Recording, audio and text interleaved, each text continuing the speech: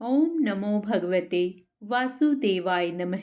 आप सभी का मेरे YouTube चैनल भक्ति सागर में पुनः स्वागत है। आज के अपने इस वीडियो में हम कार्तिक मास के 20वें अध्याय का महात्म्य सुनेंगे। साथ ही बुढ़िया माई तथा हनुमान जी की प्रेरणादायक कहानी सुनेंगे। व साथ ही हनुमान जी की आरती भी करेंगे। आज का अपना वीडियो शुरू करने से पहले आप सभी से विनम्र प्रार्थना है, यदि आप मेरे चैनल पर नए आए हैं और अभी तक आपने मेरे चैनल को सब्सक्राइब नहीं किया है तो सभी व्रत त्योहारों से संबंधित जानकारियां लेने के लिए तथा प्रतिदिन कार्तिक मास के महात्म्य व व्रत कथाएं सुनने के लिए कृपया मेरे चैनल को सब्सक्राइब अवश्य करें। वीडियो यदि पसंद आता है तो लाइक भी करें। माँ शारदा की प्रेरणा स्वयं सहाय कार्तिक महात्म्य का लिखूं यह 20वां अध्याय।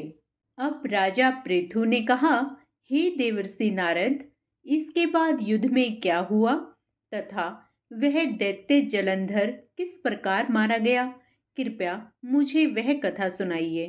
नारद जी बोले, जब गिरिजा वहां से अदृश्य हो गई और गंधर्वी माया भी विलीन हो गई, तब भगवान वृषभध्वज चैतन्य हो गए। उन्होंने लौकिकता व्यक्त करते हुए बड़ा क्रोध किया और विस्मित मना जलंधर से युद्ध करने लगे। जलंधर शंकर के बाणों को काटने लगा, परंतु जब काट न सका तब उसने उन्हें मोहित करने के लिए माया की पार्वती का निर्माण कर अपने रथ पर बांध लिया। तब अपनी प्रिया पार्वती को इस प्रकार कष्ट में पड़ा देख लौकिक लीला दिखाते हुए शंकर जी व्याकुल हो गए। शंकर जी ने भयंकर रौद्र रूप धारण कर लिया। अब उनके रौद्र रूप को देख कोई भी दैत्य उनके सामने खड़ा होने में समर्थ न हो सका और सब भागने छिपने लगे। यहाँ तक कि शुंभ निशुंभ भी समर्थ न हो सके।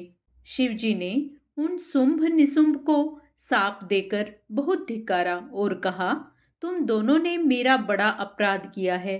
तुम युद्ध से भागते हो, भागते को मारना पाप है, इसलिए मैं तुम्हें अब नहीं मारूंगा, परंतु गौरी तुमको अवश्य मारेगी। शिवजी के ऐसा कहने पर सागर पुत्र जलंधर क्रोध से अग्नि के समान प्रज्वलित हो उठा। उसने शिवजी पर घोर बाण बरसाकर धरती पर अंधकार कर दिया।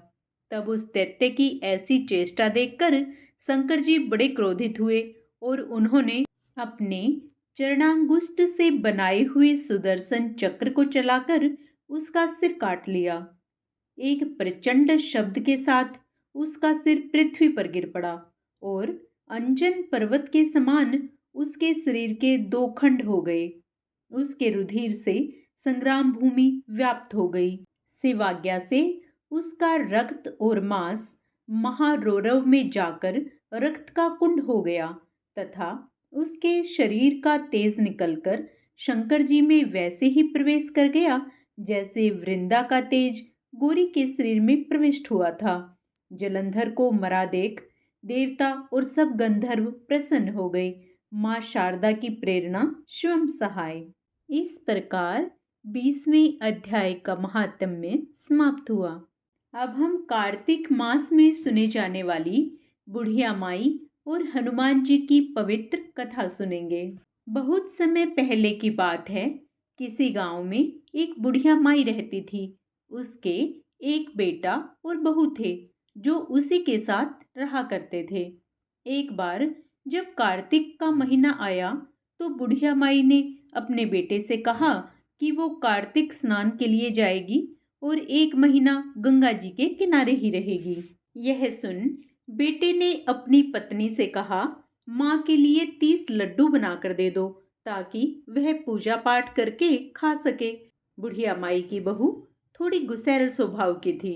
सारे घर का काम उसके सर पर, ऊपर से लड्डू भी बनाने हैं। बहू ने गुस्से में आकर जैसे तैसे 30 लड्डू बनाकर दे दिए। बुढ़िया माई कार्तिक स्नान के लिए अपने घर से निकल गई। गंगा जी के किनारे पहुंची और वहां एक झोपड़ी बनाकर वह रहने लगी। वो रोज सवेरे उठकर स्नान करती, पूजा पाठ करके जैसे ही एक लड्डू निकाल कर खाने लगती तो हनुमान जी बंदर के रूप में आते और बुढ़िया माई खुशी खुशी वो लड्डू उस बंदर को दे देती। बूढ़ी माई को बंदर को लड्डू खिलाने में बहुत खुशी मिलती थी। हनुमान जी बुढ़िया से बहुत खुश थे। इस तरह से कार्तिक का पूरा महीना बीत गया और सभी 30 के 30 लड्डू हनुमान जी बंदर के रूप में खा गए। जब कार्तिक का महीना समाप्त हुआ और बुढ़िया वापस जाने की तैयारी करने लगी तो हनुमान जी उसके सामने प्रकट हुए।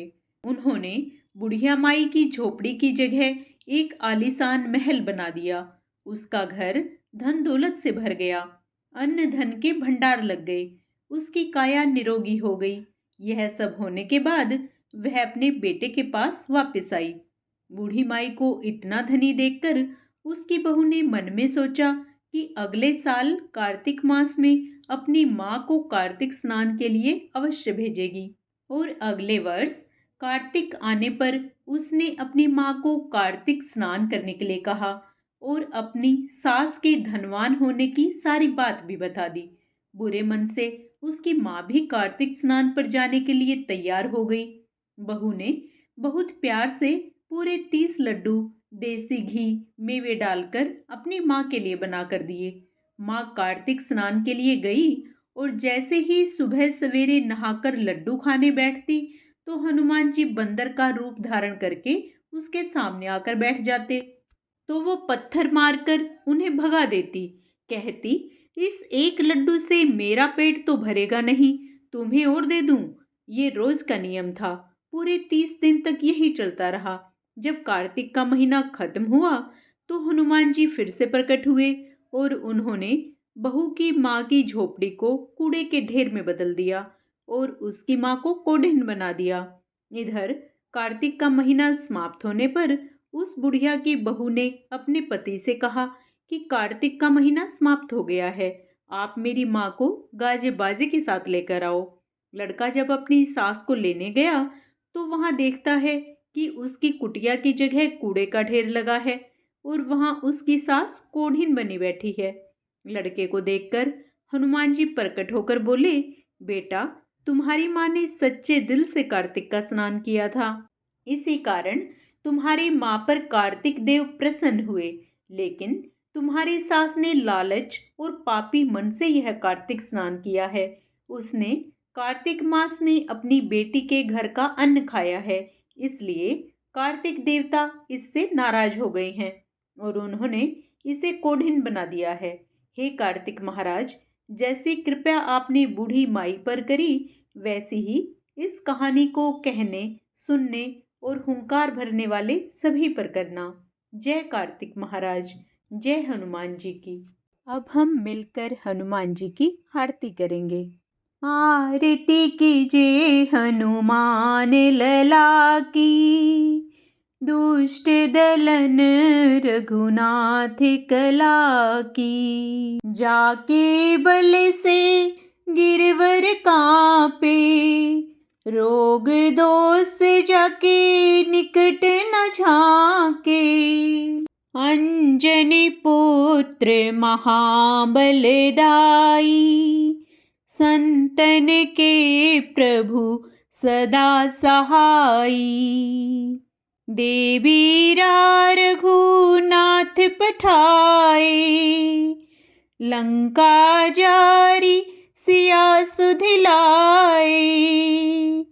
लंका सुकोटि समुद्र सिखाई, जाते पवन सुत वार न लाई। लंका जारी असुर संहारे, सिया राम जी के काज संवारे।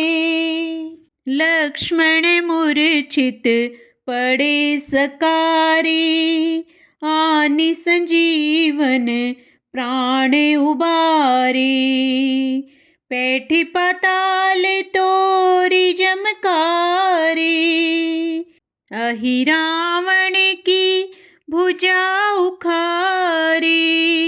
बाएं भुजा असुर दल मारे, दाहिने भुजा संत जन तारे।